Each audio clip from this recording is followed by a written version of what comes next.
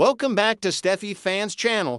Today, we will learn about the explosive developments unfolding in the bold and the beautiful this Friday, January 9th, 2026, where long-buried tensions finally surface and relationships hang by a thread. The episode promises to deliver devastating blows to Sheila's already fragile world, while Carter Walton faces yet another romantic setback that forces him to confront his patterns in love. Sheila's world crumbles. Sheila finds herself standing at a precipice as her carefully constructed life begins to disintegrate around her. Despite receiving encouraging words from her unlikely ally Lee Finnegan, who has somehow become her best friend in this twisted Los Angeles landscape, Sheila cannot shake the overwhelming sense of dread that has taken root in her mind. The reassurances that once provided temporary comfort now feel hollow and meaningless as reality closes in on her from all sides. The situation takes a dramatic turn for the worse when Sheila inadvertently becomes an unwilling eavesdropper on an intensely personal conversation between her husband Deacon Sharp and his son Dick Sharp. What she hears will shake her to her very core and force her to confront truths she has been desperately trying to avoid. The conversation reveals layers of hostility and resentment that Sheila never fully comprehended, despite being aware that Dick harbored some negative feelings toward her. As Sheila stands hidden from view, her heart races while she absorbs every damning word exchanged between father and son. Dick's voice carries a level of venom that catches her completely off guard. She knew he was not particularly fond of her presence in his father's life, but the sheer magnitude of his animosity becomes painfully clear through his passionate pleas. Dick implores his father to escape from what he describes as a toxic and dangerous marriage, urging Deacon to leave his crazy wife before it is too late.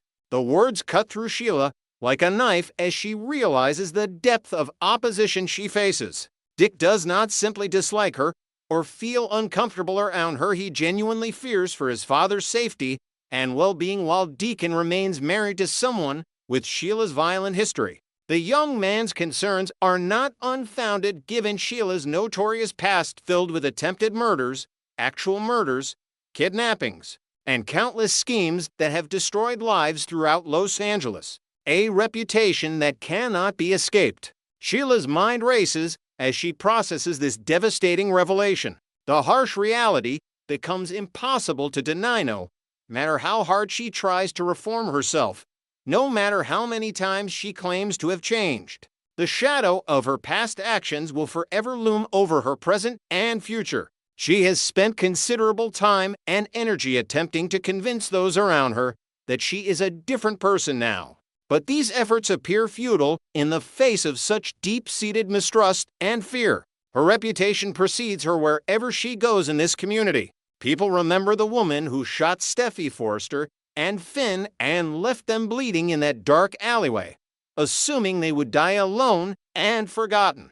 They recall the countless schemes, manipulations, and acts of violence that have defined her existence for decades. Sheila is synonymous with danger, instability, and chaos, a woman whose presence alone is enough to send shivers down people's spines.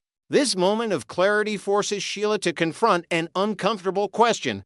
Will she ever truly be able to shed the skin of her former self? Can someone with such a dark and violent history ever genuinely reform?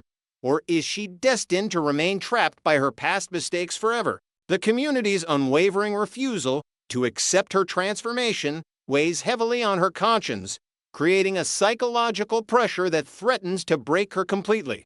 Confrontation and desperation. Unable to remain hidden any longer, Sheila makes the difficult decision to reveal herself and confront Dick directly about what she has overheard. She attempts to explain herself, desperately trying to convince Deacon's son that the woman he fears no longer exists. She insists that she has undergone a profound personal transformation and that the violent, unstable Sheila of the past has been replaced by someone genuinely seeking redemption and peace. However, Dick refuses to accept her explanations or believe in the possibility of her redemption. He has heard these promises before and seen too much evidence that contradicts her claims of change. His skepticism is reinforced by years of stories about her crimes and betrayals, creating an impenetrable wall of doubt that Sheila cannot seem to break through no matter how sincere her pleas may sound.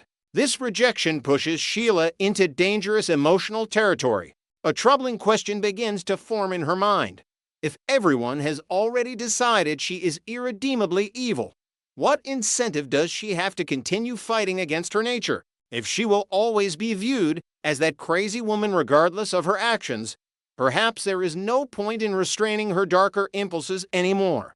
The risk of Sheila reverting to her former ways becomes increasingly real as she grapples with this crisis of identity and purpose. When someone is constantly treated as a monster despite their attempts at reform, the temptation to simply embrace that role and stop fighting can become overwhelming. Deacon's relationship with his wife hangs in the balance as Sheila contemplates whether to continue on her path of attempted redemption or to throw caution to the wind and become the villain everyone already believes her to be. Carter's romantic pattern repeats. Meanwhile, across town, Carter Walton experiences his own brand of romantic turmoil when Daphne Rose delivers an unexpected response to his marriage proposal. Carter stands there in complete confusion and disbelief as this woman he has fallen for turns down his offer of marriage. This is uncharted territory for him while he has become accustomed to relationships that never quite make it to the altar. He is definitely not used to being outright rejected before even getting that far. Daphne handles the situation with remarkable maturity and self-awareness as she carefully explains her reasoning to the disappointed lawyer. She makes it abundantly clear that she has no interest in being anyone's rebound relationship or serving as a replacement for his previous failed romances. Daphne has observed Carter's pattern of falling in love quickly and intensely, and she wants absolute certainty that his feelings for her are genuine and lasting before she agrees to marry him. The conversation forces both individuals to examine the peculiar nature of their relationship with honest and critical eyes. They barely qualify as an official couple and have only known each other for a remarkably short period of time. The idea of rushing into marriage under these circumstances seems absurd when viewed objectively. Yet Carter's impulsive romantic nature had pushed him to propose anyway without fully considering the implications. Daphne advocates strongly for taking their relationship at a more measured and natural pace, allowing their connection to develop organically over time rather than forcing it into premature commitment. This concept appears to be completely foreign to Carter's usual approach to romance, which typically involves intense passion, quick escalation, and dramatic declarations of eternal love, usually followed by equally dramatic breakups or non-weddings that leave him heartbroken and searching for his next great love. A new chapter for Carter? This rejection might actually represent an opportunity for Carter to break free from his destructive romantic patterns and experience a healthier kind of relationship. Daphne's refusal to rush into marriage could be exactly what he needs to develop emotional maturity and learn how to build a lasting partnership based on genuine compatibility rather than intense but fleeting passion. Carter finds himself in unfamiliar territory as he processes Daphne's words and contemplates what a slower, more natural progression might look like for them. He has spent so much of his romantic life caught up in whirlwind affairs and dramatic declarations that the idea of simply dating someone without immediate plans for marriage feels almost strange and unsettling to him. The question remains whether Carter possesses the patience and self-control necessary to embrace this different approach to love. Can he resist his natural inclination to rush into commitment and instead allow the relationship with Daphne to unfold at its own pace? Will this finally be the love story that does not end in a non-wedding ceremony and subsequent heartbreak that leaves him devastated and confused about what went wrong? Only time will reveal whether Carter can truly learn from his past mistakes and create a more stable foundation for lasting love, or if he will eventually succumb to his old patterns and push for commitment before the relationship is ready to support it. Daphne has drawn a clear boundary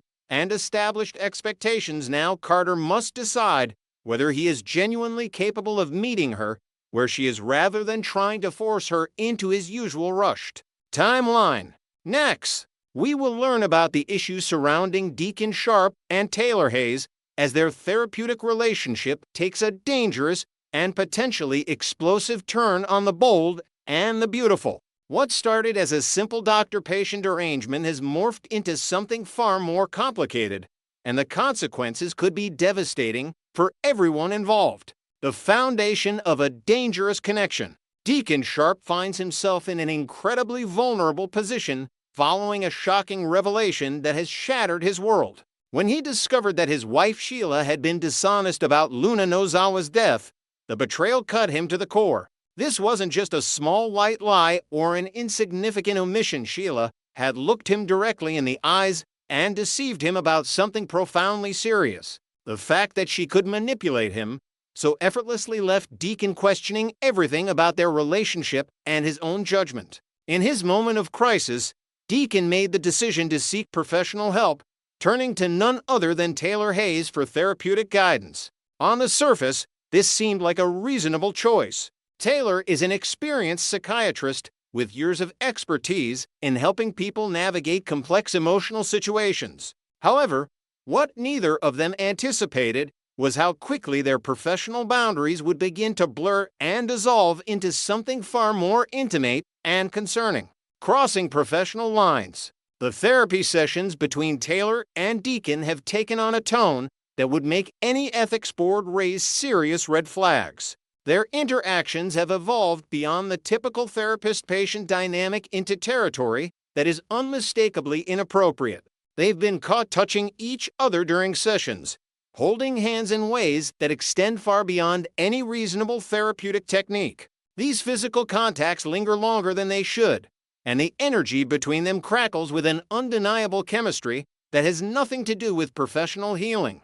During their conversations, both Deacon and Taylor have openly expressed their mutual admiration for one another. They compliment each other, share lingering glances, and engage in discussions that venture into personal territory rather than maintaining the clinical distance that should exist between a mental health professional and their client. Taylor, who has extensive training and should absolutely know better, seems to be willingly participating in this dance across ethical boundaries. Her professional judgment appears compromised by her own emotional state and growing attraction to Deacon. Steffi's growing concerns.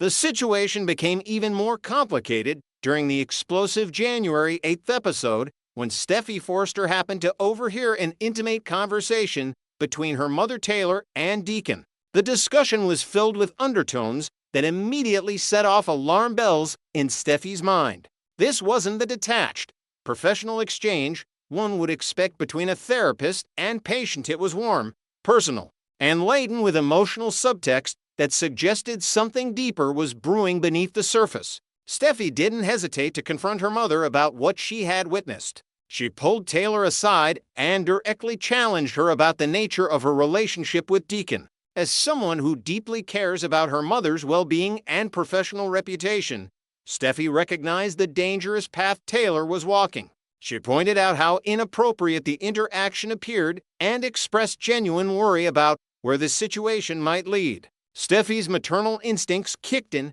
as she tried to protect Taylor from making a catastrophic mistake that could destroy her career and personal life. Taylor's response to Steffi's concerns was telling. Rather than immediately acknowledging the problem and committing to establish proper boundaries, Taylor became defensive. She attempted to rationalize the situation and downplay the significance of her connection with Deacon. This defensive reaction only served to confirm Steffi's worst fears that her mother was already too emotionally invested to see the situation clearly. Deacon's troubling admissions. The situation escalated further when Deacon opened up to his son Dick Sharp about his feelings. In a moment of vulnerability and honesty, Deacon confessed that he is genuinely attracted to Taylor Hayes. This admission transforms what might have been dismissed as simple transference or misplaced gratitude into something far more concrete and dangerous. Deacon isn't just appreciating Taylor's professional help, he's developing real romantic feelings for her, that threaten to complicate an already messy situation. What makes this particularly concerning is Deacon's own awareness of his feelings, coupled with his apparent inability to address them appropriately. During one of their sessions, he admitted directly to Taylor that he looks forward to spending time with her. On the surface, this might sound innocent enough, but the context and delivery made it clear he wasn't simply expressing appreciation for effective therapy. His enthusiasm wasn't about healing or personal growth, it was about the opportunity to be in Taylor's presence, to interact with her, and to continue building whatever connection was forming between them. Most people view therapy appointments with a mixture of anxiety and reluctance. As Deacon himself acknowledged, going to therapy is typically only marginally more appealing than visiting the dentist. When someone genuinely looks forward to their therapy sessions with enthusiasm and anticipation, it's a massive red flag that something has gone wrong in the therapeutic relationship. Deacon's excitement about seeing Taylor has nothing to do with professional help and everything to do with personal attraction and the desire for emotional intimacy. The Sheila factor. Perhaps the most explosive element in this entire situation is the looming presence of Sheila Los Angeles while Deacon and Taylor have been playing their dangerous game. They seem to have forgotten about the one person who has the most to lose if their relationship continues to develop, and that person is also one of the most dangerous and unpredictable characters in Los Angeles. Sheila has already proven that she's willing to lie and manipulate to protect what she considers hers. If she discovers that her husband is developing feelings for another woman, particularly during therapy sessions, the fallout could be catastrophic. Sheila's history of violent and extreme reactions when she feels betrayed or threatened is well documented. She doesn't handle rejection or abandonment with grace and maturity. Instead, she lashes out in ways that endanger everyone around her. The irony of this situation is palpable. Deacon sought therapy because Sheila betrayed his trust, but now his therapy sessions are creating the conditions for an even bigger betrayal that could trigger Sheila's most dangerous impulses.